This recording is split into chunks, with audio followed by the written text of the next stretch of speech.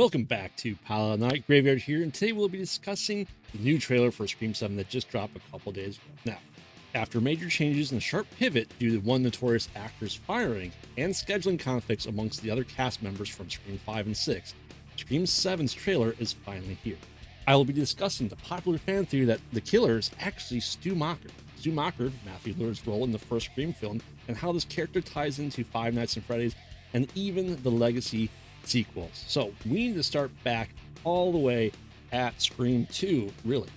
In the background of the sorority party, there is a very fuzzy person in the background. If you zoom in and kind of squint, you can just make it out that it is indeed Matthew Lillard. Now, at this time, the audience did not think anything of it, as we really couldn't see who it was. But after release of Scream 2 on DVD and later on Blu-ray, we now know it was in fact him. At the time, this was just him being on set, hanging out with his new cast friends and feeling as an extra. But fans have been clamoring for Stu's return to the franchise ever since. Starting in Scream 5, we got Billy Loomis returning as a ghost vision to his daughter, and we all wondered when Stu would get the same treatment. Since the announcement of Matthew Lillard coming back, many fans have speculated that he would in fact return. We even got the notorious Killer TV in the Killer Museum in Scream 6, and Kirby stayed in kind of the fan theory that TV did not actually kill Stu. Now, we also have to look back at Scream 3. We learned that Roman was the true mastermind behind the rampage that Stu and Billy go on, setting him up as the penultimate final villain. I bring this up because Scott Foley, who played Roman, is on the cast for Scream 7, which I believe sets up a few things that have not yet been done in the franchise. First and foremost, flashbacks. In the original Scream, we learn, according to Stu, the reason why he helped Billy out on the killing spree was peer pressure. Now, with Scott Foley coming back, I believe that we will get a flashback sequence to that meeting with Stu and Billy, making Roman not a ghost vision, but in fact laying out the plans for Stu's big return. We have not yet received a supposed dead character's return in the Scream universe. This is mostly because, unlike other horror franchises, Scream does not lean into the supernatural. I do not think they will now, fingers crossed, but I do think, as we previously saw with Roman's return, that the big reveal at the end will be a flashback to this scene in Scream 2 and how Stu has been pulling the strings this entire time across all of the Scream films. The reasons I believe this to be true: we can't ignore Matthew Lillard's impact as the villain in Five Nights at Freddy's films, and kind of cements his popular trend of playing the villain of horror. The writer of Scream 7 would be, in my opinion, dumb to not lean into this and finally give us the return of Stu. Obviously, we hear Stu's voice at the end of the new trailer. The killer talks about how he is no longer hiding. This could be the moment that we learn of all the background shenanigans Stu has been doing for nearly the past 30 years. There's something that will finally happen to him in the franchise to bring him back into the forefront.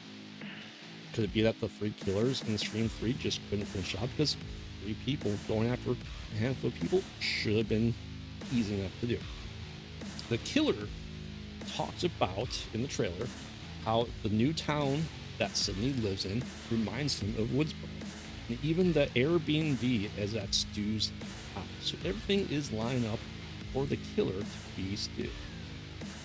With all the fan theories, castings we have, and Stu's voice at the end, why would they give the killer's identity before the movie is out and is in the trailer? Yes, the trailer reveals way too much, but considering how much Scream 3 had to be rewritten because of leaks, and that was 24 years ago, this is not going to be the final reveal. The reveal that I think is going to happen is, yes, Stu Macher is back. Yes, Stu is a killer, but he's not going to be the only killer. We see Sydney's daughter, Tatum, is part of the focus of this movie, and like Scream 3 with Roman, I think Sydney's extended family, once again, is going to play a part of this. My true twist reveal would be Stu has a kid, most likely a boy, and that kid has already infiltrated the Prescott family and is friends with, or the boyfriend of Tatum. Is it cliche? Is it expected? Yes, but that kind of continues in the vein of this Scream franchise. I think family's always played a big, important part of this. And as I said, with Tatum being in here, we have Billy's kid, we have Sydney's kid. It only makes sense for Stu's kid to be part of this. That's what I think the big reveal is going to be. But what I really, really want is a reverse 2025 on what we did last summer. You know, for spoilers for that movie, Ray comes back, and I know what we did last summer, and is the killer. Was that something that's never been done in the franchise? It is. But what I want instead of Stu being the killer is I want him to come back as an ally that's been secretly protecting Sydney this whole time. And in the past flashback we get with Roman, we received, you know, things that Stu really was peer pressured by Billy. And once Billy died, he became a protector. We can still have the family tie in, the killer is in fact Stu's kid, and that Stu would need to make a decision at then whether to protect Sydney, stop his kid, or join forces and put down the new go fix. Because in the end, I think Matthew Lillard always going to come back. Now, let me know what you think, what your theories are, and thanks for liking and sharing this video, and follow us on social media at PodOutatNight. Remember, all theories can be killers.